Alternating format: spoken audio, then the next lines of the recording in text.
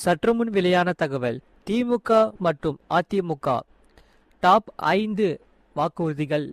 மக்கள் மனதில் யாரு இருக்கிறார்கள், அதை பார்த்தா பார்க்க போகிறோம். நீங்கள் நம்ம சேனல் சப்ஸ்கிரைப் பண்ணாமல் வந்தீங்கன்னா மறக்காமல் லைக் பண்ணிக்கோங்க, சப்ஸ்கிரைப் பண்ணிக்கோங்க, உங்கள் நண்பர்களுக்கு தெரியப்பட்டு ஷேர் பண்ணிக்கோங்க. வீடியோவை கடைசி வரைக்கும் முழுமையாக பாருங்கள். திமுக மற்றும் அதிமுக இரண்டும் முக்கியமான சில அதிரடி வாக்குறுதிகளை தேர்தலுக்கு வழங்கி உள்ளது. இரண்டு திராவிட கட்சிகளும் வழங்கிய முக்கியமான சில டாப் வாக்குறுதிகள் ஒப்பீடுகளை இங்கே பார்க்கலாம். நீங்க மறக்காம வீடியோக்கு ஒரு லைக் பண்ணிக்கோங்க. தமிழக சட்டப்பேரவை தேர்தல் களம் தகித்து கொண்டு இருக்கிறது.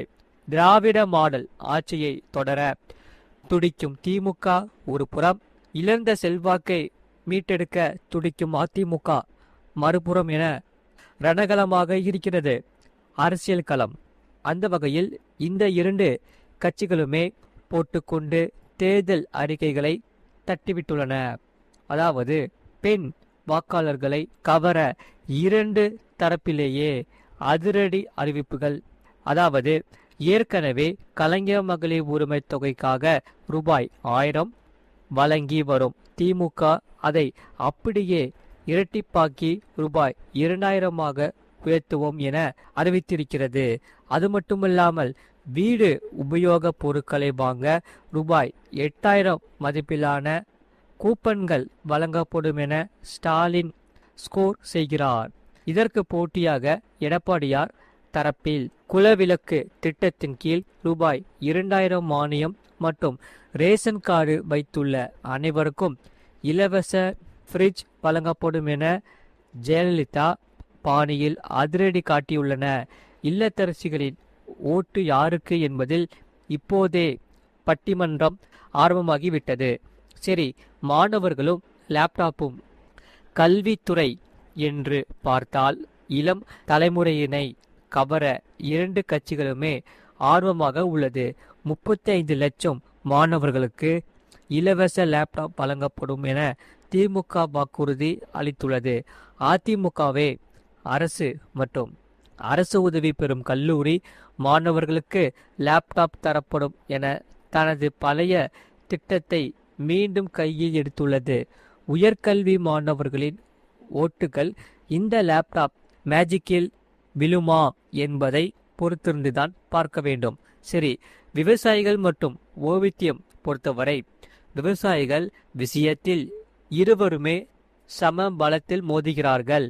இதற்கு நெல் குவிண்டாலுக்கு ரூபாய் 3500, கரும்பு டன்னுக்கு ரூபாய் 4500 என திமுக விலை நிர்ணயம் செய்திருக்கிறது. ஓவியதாரர்களை பொறுத்தவரை முதியோர் ஓவியத்தை ரூபாய் 2000 உயர்த்தப் போவதாக இரண்டு கட்சிகளுமே ஒரே புள்ளியில் இணைக்கின்றன. அதே சமயம் மீனவர்களுக்கான மீன்பிடி தடைக்கால நிவாரணத்தை ரூபாய் 12000 உயர்த்துவதிலும் இரண்டு தரப்புக்கும் மாற்று கருதவில்லை. சரி, வீடு மற்றும் மருத்துவம் பொறுத்தவரை 5 ஆண்டுகளில் 10 லட்சம் வீடுகள் கட்டி தருவோம் என்பது திமுகவின் பிளான். அதிமுகவு அம்மா இல்லம் திட்டத்தின் கீழ் கேட்டவர்களுக்கு இலவச வீடு என வாரி வழங்குகிறது. அதே சமயம் மருத்துவம் பொறுத்தவரை மருத்துவ காப்பீடு உச்ச வரம்பை 10 லட்சமாக உயர்த்துவதாக திமுக கூற, இதர அறுவை சிகிச்சை, புற்றுநோய் போன்ற பெரிய சிகிச்சைகளுக்கு முழு அரசு நிதி உதவி அளிக்கப்படும் என அதிமுக பிளான் அப்ளாஸ் வாங்குகிறது.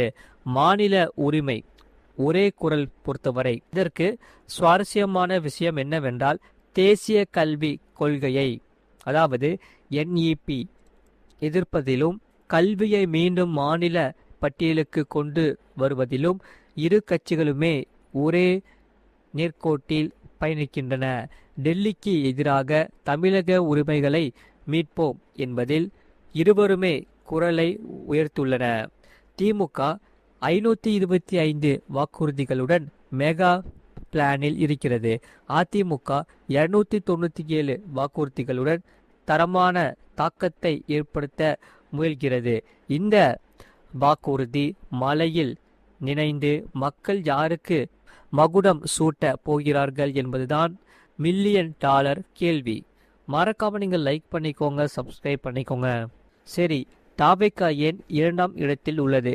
விஜய் தலைமையிலான தாவேகா பெண்களுக்கான உதவித்தொகையை ரூபாய் 2500 மற்ற கட்சிகளை விட 500 அதிகம் என்று அறிவித்துள்ளது.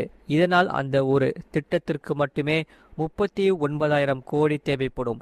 மேலும் 6 இலவச சிலிண்டர்கள், 11,160 கோடி போன்ற அறிவிப்புகளும் பெரும் செலவை உண்டாக்குகிறது. இதனால் திமுக அளித்த வாக்குறுதியை நிறைவேற்ற 57,311.5 கோடி தேவைப்படும். மகளிர் உரிமை தொகை ரூபாய் 2,000 உயர்த்தப்படும் என அறிவிக்கப்பட்டுள்ளது. இதற்கு மட்டுமே ரூபாய் 31,200 கோடி ஆகும். இது தவிர 8,000 கூப்பன் வழங்கப்பட உள்ளது.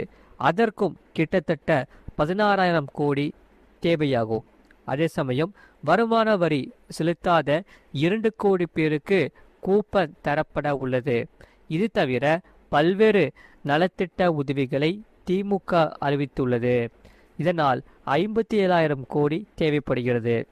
சரி, இதற்கு ஆதாரங்கள், நிதி வசதி தமிழகத்திடம் உள்ளதா என்று இங்கே பார்ப்போம். நீங்கள் மறக்காம வீடியோக்கு லைக் பண்ணிட்டு சேனலை சப்ஸ்கிரைப் பண்ணிக்கோங்க. இதில் திமுக, அதிமுக, தாவேகா என எந்த கட்சி சொல்லும் வாக்குறுதியை நிறைவேற்றவும் நிதி ஆதாரம் தமிழகத்திற்கு தற்போது இல்லை என்பதே யதார்த்தமான உண்மை. ஆனால் அரசு நினைத்தால் பல்வேறு மாற்று வழிகளை பின்பற்றி ஓரளவு நிறைவேற்றலாம். ஆனால் அதுவுமே கடும் சவால் நிறைந்தது. ஏனெனில் தமிழகத்தின் மொத்த கடந்த நிதியாண்டில் 9.52 லட்சம் கோடியாக வர இருக்கும் என்று மதிப்பிடப்பட்டுள்ளது. வரும் ஆண்டில் 10 லட்சம் கோடியை தாண்டும் என்றும் அறிவிக்கப்பட்டுள்ளது. இதற்காக இந்த சூழ்நிலையில்தான் கூடுதலாக ஆண்டுக்கு 75,000 கோடி செலவிடுவது நிதி பற்றாக்குறையை கடுமையாக அதிகரிக்கும் என்று சொல்லப்படுகிறார்கள். தற்போதைய நிலையில் அரசு ஊழியர்கள் சம்பளம், வாங்கிய கடனுக்கு வட்டி ஆகியவற்றுக்கே அரசு கடன் வாங்கிதான் செலவு செய்கிறது. சரி, தமிழகத்தின் வருமானம் எப்படி வருகிறது? மறக்காம நீங்கள் லைக் பண்ணிக்கோங்க. தமிழகத்தின் வருவாயில் பெரும் பகுதி 50,000 கோடி டாஸ்மாக் மது விற்பனை, பெட்ரோல் டீசல் மீதான வரி மற்றும் ஜிஎஸ்டி பங்கீடு மூலம் கிடைக்கிறது. இந்த புதிய திட்டங்களை செயல்படுத்த வேண்டுமானால் அரசு தனது சொந்த வருவாயை பெருக்க வேண்டும் அல்லது புதிய வரிகளை விதிக்க வேண்டும் நிலை ஏற்படும். அதேபோல் மக்கள் நலத்திட்டங்களுக்கு அதிக பணம் செலவிடப்படும் போது சாலைகள், பாலங்கள், மருத்துவமனைகள் போன்ற உள்கட்டமைப்பு வசதிகளுக்கான நிதி ஒதுக்கீடு குறைய வாய்ப்புள்ளது. இதனை தவிர்க்க வேண்டுமென்றால் அரசு பணம் கொடுக்கும் அதனை துறையிலும் கை வைக்கும் என்று சொல்லப்படுகிறார்கள். மறக்காம நீங்கள் லைக் பண்ணிக்கோங்க, சப்ஸ்கிரைப் பண்ணிக்கோங்க. இந்த செய்தியை பற்றி நீங்கள் என்ன சொல்கிறீங்கிறத கமெண்ட் செக்ஷனில் மறக்காமல் கமெண்ட் பண்ணிக்கோங்க. அதே சமயம் உங்கள் நண்பர்களுக்கு தெரியப்படுத்தவும் இந்த வீடியோ கண்டிப்பாக ஷேர் பண்ணிக்கோங்க. அவங்களும் இந்த வீடியோ பார்த்து பயன்பெற்றுக் கொள்ளட்டும். அதே போல் உங்களுக்கு வேறு என்னென்ன செய்திகளை தேவைப்படுதோ அதை நீங்கள் கமெண்ட் செக்ஷனில் மறக்காமல் கமெண்ட் பண்ணிக்கோங்க. அதை நாங்கள் பார்த்துட்டு உங்களுக்கான செய்திகள் கண்டிப்பாக போடுறோம்.